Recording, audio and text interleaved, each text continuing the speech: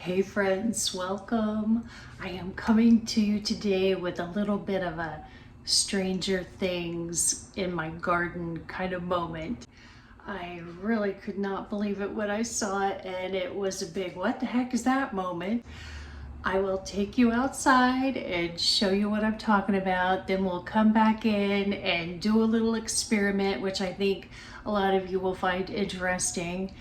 And hopefully, maybe you'll learn a little something. I certainly tried my best to learn what I could on this Stranger Things out there in my garden. So let's head out there and take a look and talk about it. Well, guys, there is something really creepy suddenly going on in the soil of my garden beds over here. Look at this. What could possibly cause that? And all the plants that were here started dying. My squash that had been going fantastically, like in the blink of an eye, suddenly went straight downhill. So I have 6 garden beds here. This weird fungus, I don't know what else to call it, that is turning my soil into sand, starts in the 4th bed towards the north, right about here, and has moved its way over to right here. I dig in the soil over here, it still looks like normal soil. I think it started, in this area. And this weird sudden sand or whatever this is just started in the last 2 weeks, at least that I noticed. And what's crazy is these 2 beds, if you've been following me, you saw I put those in April with fresh soil, that I bought at the store that did not look like sand. I guess I'm gonna have to try to chat GPT and let you guys know. But look, I dig way down and it's just nothing but this gray weirdness. Just so odd.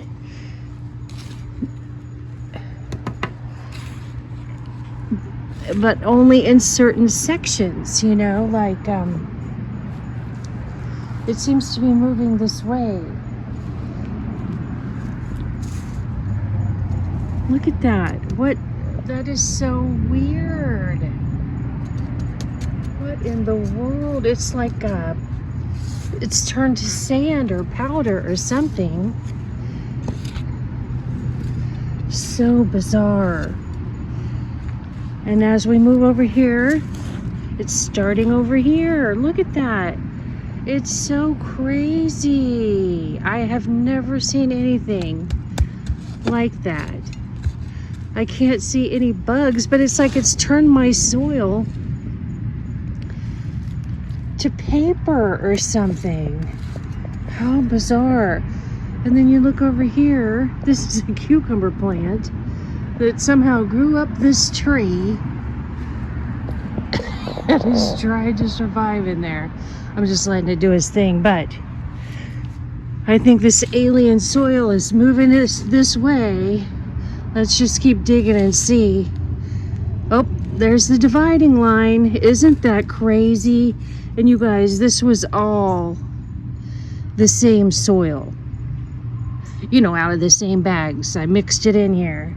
Something is in here, some kind of parasite eating my dirt, you guys. Look at that. Now, I did see some weird looking mushrooms growing in this box, and they were like in this area. And what was really weird is when I poured water on them, they smoked. Comment down below if you've ever seen anything like that. Just bizarre. What is it? What in the world is it? And how do I get rid of it? This also seems to be the year of the snails in my garden. They are everywhere. which is also bizarre. So I'm gonna go inside and try to Google what turns your soil into papery sand, and hopefully I'll come up with an answer. So we're back inside now, and this little science experiment will not definitively tell me what is going on out there in my strange garden moment, but it will tell me whether or not my soil is acidic or alkaline. And I think that's a good thing for all of us gardeners to know, and that's why I'm sharing this with you. Doing their research, trying to figure out what the heck that is out there in the garden, I came across Jeff over at the Ripe Tomato Farms. He has a video up, which I'll link down below, and it shows you this little experiment. So I am just doing what he did. I want to give him credit for it, and I'm sharing this with you for your knowledge, and hopefully it helps some of you down the road. So let's take a look at this little experiment. This basic test works because of the principal reaction that occurs between acid and bases when you combine them. And the reaction, the bubbling reaction when you combine vinegar and baking soda, is carbon dioxide being released from that reaction of the two. And so that's a basic principle of what is behind this test. First, we're going to test the acidity in the soil. So I've got, 2 samples of the funky soil here. A neutral pH level in soil is a 7. Anything below that would be considered acidic, and anything above 7 would be considered a high alkaline level. So this is sort of a reverse, if you will. The baking soda has a high alkaline level. So what we're going to do first is take some water, just plain filtered water, to wet the soil. You kind of want a soupy consistency. It has to be wet enough for the baking soda to get in there a little bit. Okay. Now we're going to put about a tablespoon of baking soda in here. If it bubbles up, that means the soil has a high acidic level. If it does nothing, that means it's either high alkaline or neutral. So let's put that in there. Give it a little stir around. I don't think it's going to come out acidic because it's not reacting right away, but a little time while we do our other leg of the test here to find out if the soil is highly alkaline. So I've got my white vinegar, about a half a cup, and I'd say I have about maybe a little less than a cup of dirt in this glass. So if it bubbles up with any significance, that would mean it has a high alkaline level. Let me try pouring a little more vinegar just in case. Now, of course, this doesn't seem like regular soil to me, so that's a big factor too. But I really wanted to see if it would have any kind of reaction at all. And I'd say I saw just a few bubbles when I poured the baking soda in there and stirred it around, but not enough to call it acidic based on Jeff's results on his video. And because I'm not getting any bubbling here either, my soil is either neutral or not very soil-like because of the weirdness.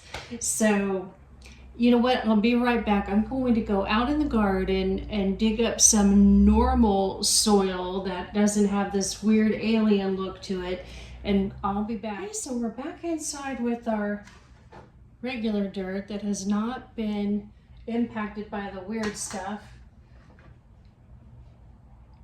I mean, you can really see the difference, right? Obviously, you can see it even better outside since this is now wet. But so let's again go at the acidic with the baking soda. First, we're going to add some water. Now we'll add our baking soda. Certainly not enough bubbling up to call it highly acidic soil. The vinegar to find out if it's highly alkaline.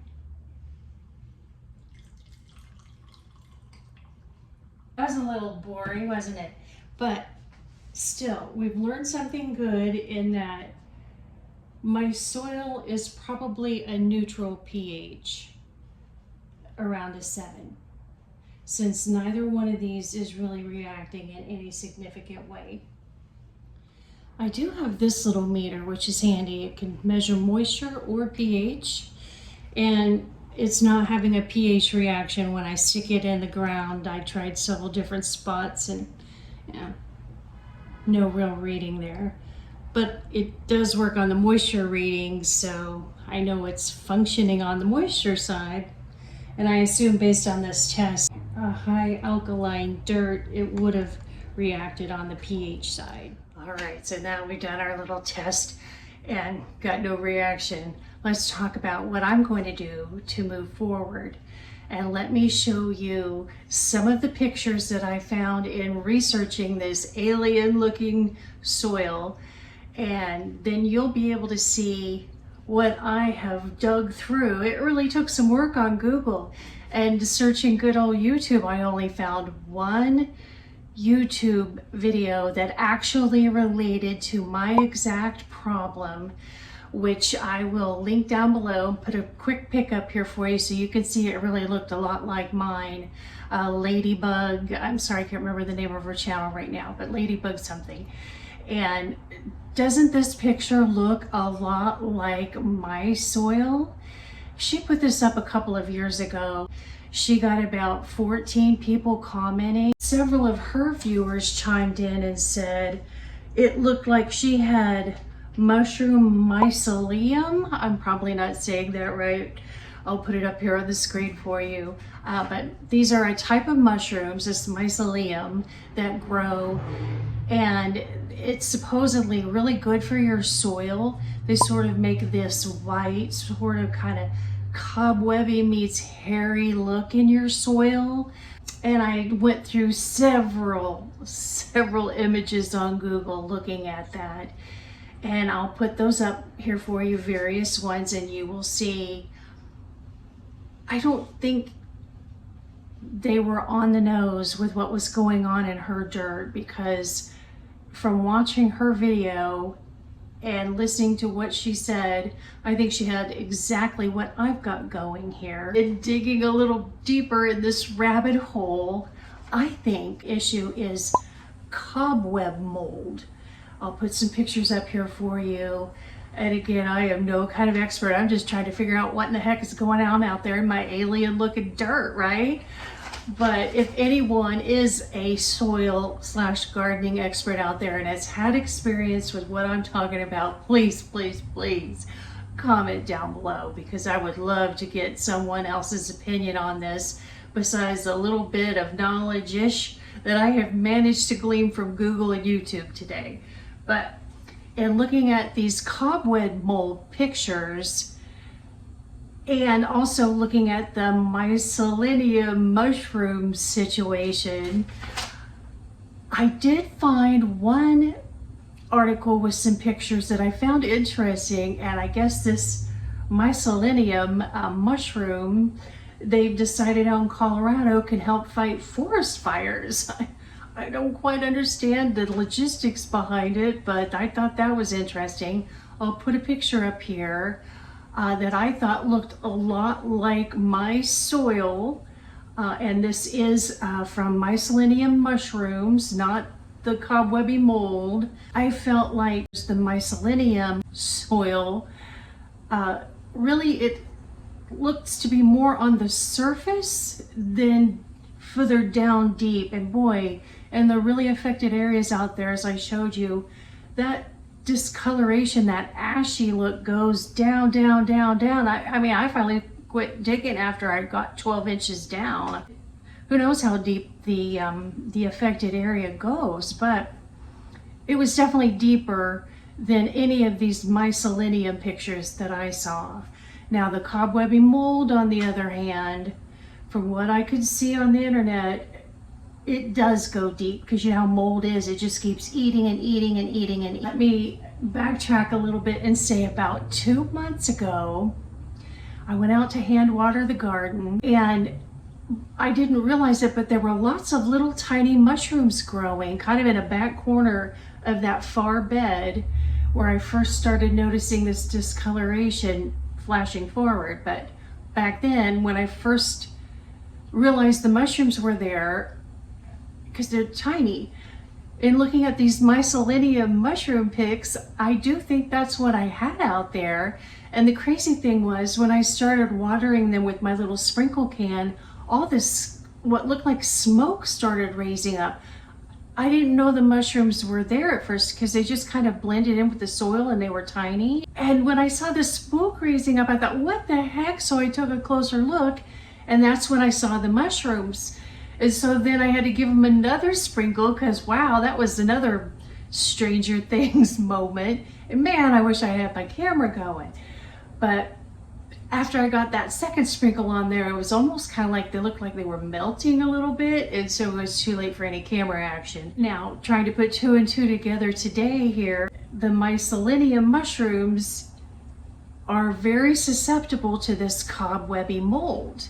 And once it starts in, if you don't catch it right away, it just keeps eating and eating and kind of progresses along and spreading out. And that is what seems to be happening out there. But about 3 weeks ago, I'm not sure if I still have a picture of it, some really weird looking big mushrooms were growing just outside of the garden bed and in the garden bed. They were big, like they looked at first glance like dried up leaves from the squash plant, all sort of folding over on themselves. And when I looked closer, it was creepy mushrooms. So yeah, I think my conclusion of the cobwebby mold is probably correct, but I'd love to know if you feel differently. And this article, which I will link down below, said to treat it with hydrogen peroxide.